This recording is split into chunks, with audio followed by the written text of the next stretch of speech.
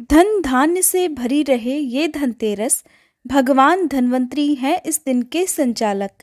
आओ मिलकर करें पूजन उनका, जो हैं सबके जीवन के उद्धारक। आप सभी को धनतेरस की हार्दिक शुभकामनाएं। कार्तिक मास के कृष्ण पक्ष की त्रयोदशी तिथि के दिन धनतेरस का पर्व मनाया जाता है। इस दिन मान्यता है कि नए बर्तन, नई झाड़ू, सोने चांदी के गहने, मिट्टी की मूर्ति, दिए आदि खरीदने चाहिए। ऐसा करना शुभ माना जाता है। आइए जानते हैं धनतेरस के दिन पूजा किस तरह से करें, किन विशेष मंत्रों का जाप करना चाहिए, पूजा विधि क्या है, शुभ मुहूर्त क्या रहेगा और साथ ही धनतेरस के दिन कौन सी कथा सुनी जाती है। साल 2022 में इस बार 23 अक्टूबर रविवार के दिन धनतेरस का त्योहार मनाया जाएगा। वैसे तो धनतेरस का त्योहार दिवाली से ठीक 2 दिन पहले मनाया जाता है, लेकिन इस बार कार्तिक अमावस्या को सूर्य ग्रहण लगने जा रहा है, जो कि हमारे देश में दिखाई भी देगा और इसका सूतक भी मान्य होगा। अगर आप इस बारे में जानना चाहते हैं तो हमारे चैनल पर अपलोडेड वीडियो जिसमें सूर्य ग्रहण के बारे में बताया गया है, आप जरूर देख लीजिएगा। त्रयोदशी तिथि प्रारंभ होगी 22 अक्टूबर शनिवार की शाम 6:03 से, जिसकी समाप्ति होगी 23 अक्टूबर रविवार की शाम 6:04 तक।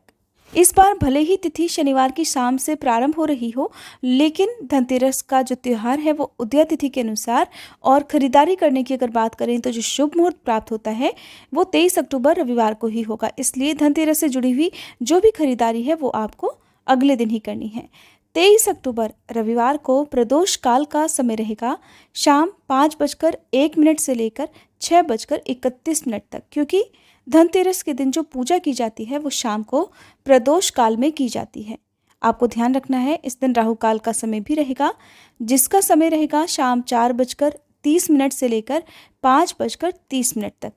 राहु काल के समय में कोई भी शुभ कार्य करने से मना किया जाता है, और वैसे भी धनतेरस के दिन राहु काल के समय का आपको ध्यान रखना है।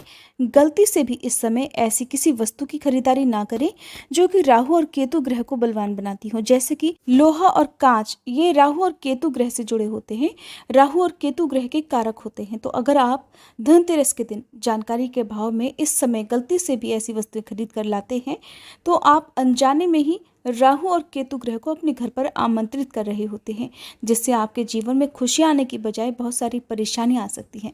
आपको इस बात का ध्यान रखना है। धनतेरस के दिन सूर्योदय का समय रहेगा सुबह 6:27, सूर्यास्त का समय रहेगा शाम 5:44 और इस दिन चंद्रास्त का समय रहेगा शाम 4:45 पर। अब जानिए इस दिन रहने वाले कुछ शुभ मुहूर्तों के बारे में। तो इस दिन ब्रह्म मुहूर्त का समय रहेगा सुबह 4:46 से 5:36 तक। अभिजीत मुहूर्त रहेगा सुबह 11:45 से 12:28 तक। विजय मुहूर्त रहेगा दोपहर 1:58 से 2:43 तक। और गोधूली बेला का समय रहेगा शाम 5:32 से लेकर 5:56 तक। आपको ध्यान रखना है कि त्रयोदशी तिथि के दिन वैसे तो सुबह से ही आप खरीदारी कर सकते हैं, लेकिन शाम को त्रयोदशी तिथि समाप्त होने से पहले पहले धनतेरस की खरीदारी आपको कर लेनी है। राहु काल के समय को छोड़कर वैसे तो आप सारा दिन ही खरीदारी कर सकते हैं, लेकिन जो सबसे उत्तम समय है वो अभिजीत मुहूर्त और विजय मुहूर्त हैं। इन शुभ मुहूर्तों में भी आप धनतेरस की खरीदारी कर सकते हैं। गोधूली बेला का जो समय होता है वो शाम को दीपदान करने के लिए और पूजा करने के लिए सबसे उत्तम समय माना जाता है। धनतेरस की पूजा शाम के समय विशेष रूप से की जाती है। इस समय आपको उन सभी सामग्री का पूजन करना चाहिए जो आपने धनतेरस के दिन खरीदी है, चाहे वो मिट्टी की नई मूर्तियां हो या मिट्टी के दिए हो या फिर आपने नई झाड़ू खरीदी है, धन्वंतरी भगवान या कुबेर देवता की मूर्ति या फिर यंत्र अगर आप लेकर आए हैं, श्री यंत्र अगर आप लेकर आए हैं तो उसकी पूजा करनी चाहिए। इसके लिए सबसे पहले तो प्रदोष काल के समय से पहले आप स्नान कर लें, साफ स्वच्छ वस्त्र धारण कर लें, लाल रंग के या पीले रंग के वस्त्र पहनकर आसन पर बैठकर पूजा आपको करनी चाहिए। अब सबसे पहले एक चौकी पर लाल रंग का साफ कपड़ा बिछाएं, गंगा जल छिड़ककर उस पर सबसे पहले भगवान गणेश और माँ लक्ष्मी जी की प्रतिमा की स्थापना करें। अगर आपके पास धन्वंतरी भगवान और कुबेर देवता की प्रतिमा या फोटो है तो आप उन्हें भी स्थापित कर सकते हैं। श्री यंत्र है तो आप उनकी भी स्थापना कर सकते हैं। अगर आपके पास नहीं है धन्वंतरी भगवान या कुबेर देवता की प्रतिमा या तस्वीर तो आप मानसिक पूजा भी कर सकते हैं, या एक सुपारी पर कलावा लपेटकर आप उसे भी प्रतीक रूप में मानकर पूजा कर सकते हैं। अब आप सबसे पहले भगवान गणेश की पूजा करें, ओम गंग गणपते नमः, और साथ ही महालक्ष्मी की पूजा करें, ओम श्री महालक्ष्मी नमः। गणेश भगवान की पूजा करते समय ओम गंग गणपते नमः या फिर एक दंताय विद्महे वक्रतुंडाय धीमहि तन्नो दंती प्रचोदयात, इन मंत्रों का आप जाप कर सकते हैं। माँ लक्ष्मी जी की पूजा करते समय इन मंत्रों का जाप करें। ओम ह्रीं ह्रीं श्रीं लक्ष्मी वासुदेवाय नमः या फिर ओम लक्ष्मी नमः या लक्ष्मी नारायण नमः या धनाय नमो नमः या फिर ओम धनाय नमः। इन मंत्रों का जाप आप माँ लक्ष्मी जी की पूजा करते समय या उन्हें जो भी पूजन सामग्री अर्पित करते हैं कर सकते हैं। कुबेर देवता की पूजा करते समय इन मंत्रों में से किसी भी एक मंत्र का जाप आप आज के दिन कर सकते हैं। ये मंत्र है ओम वैष्णवनाय स्वाहा, ये कुबेर देवता का अष्टाक्षर मंत्र है।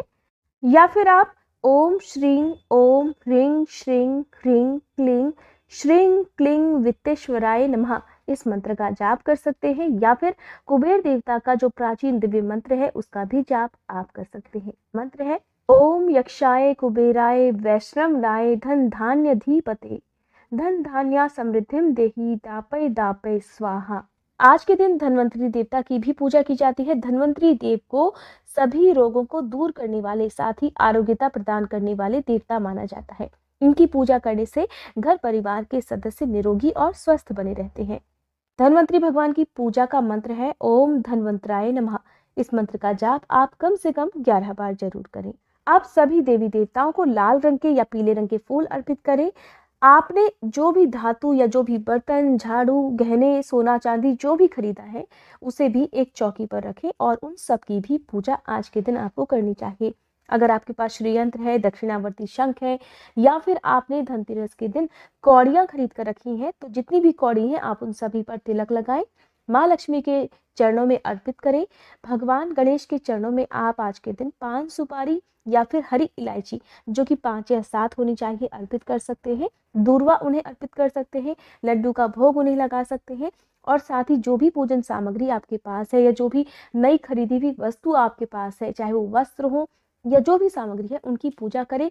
सभी को तिलक लगाएं, फल फूल अर्पित करें, अक्षत अर्पित करें और इसके साथ ही हाथ जोड़कर सभी देवी देवताओं से प्रार्थना करें कि आप जिस भी वस्तु को खरीद कर लाए हैं उससे आपके घर में खूब बरकत बनी रहे।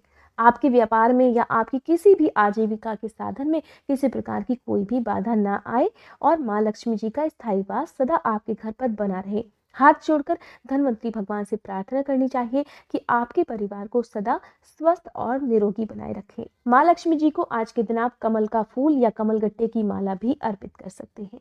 अगर आपने धनतेरस के दिन नई झाड़ू खरीदी है तो आप जो अपने प्रयोग की झाड़ू है उस पर कच्चा सूत या सफेद रंग का धागा 7 बार लपेटें।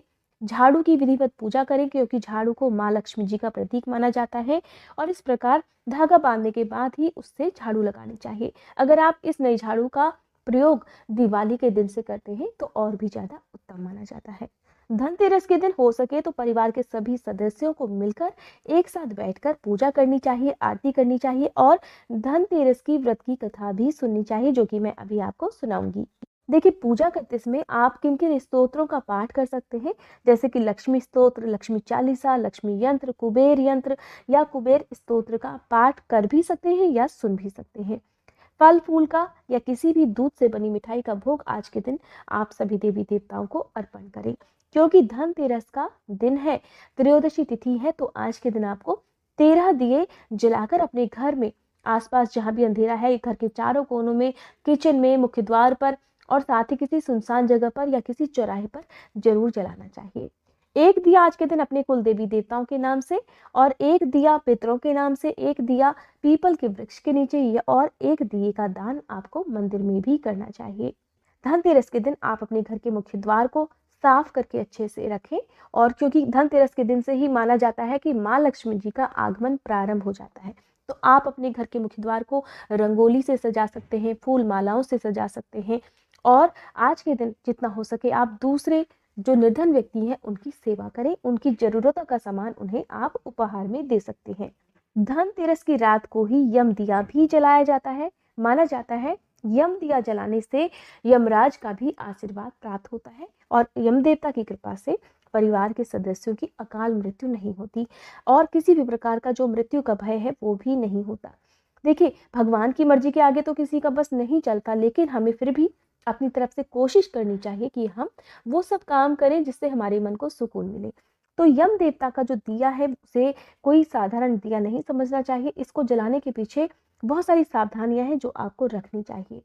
धनतेरस के दिन सभी देवी देवताओं की पूजा करें और जो भी प्रसाद है उसे अपने घर के सभी सदस्यों में वितरित करें और स्वयं भी ग्रहण करें। साथ ही आज के दिन आपके घर में कलह क्लेश नहीं होना चाहिए। खुशी खुशी मन से, प्रसन्न मन से आज के दिन आपको इस त्योहार को मनाना चाहिए। अब बात करते हैं यम दिए की। तो देखिए, जो यम दिया है उसे जलाने के लिए आपको पुराने दीपक का ही प्रयोग करना चाहिए। चाहे तो आप पिछले साल के जो बचे हुए दीपक हैं उनका प्रयोग कर सकते हैं, या कोई भी पुराना एक दिया ले लें और आप उसका प्रयोग करें। पुराने दीपक में सरसों का तेल और रुई की बत्ती डालनी चाहिए।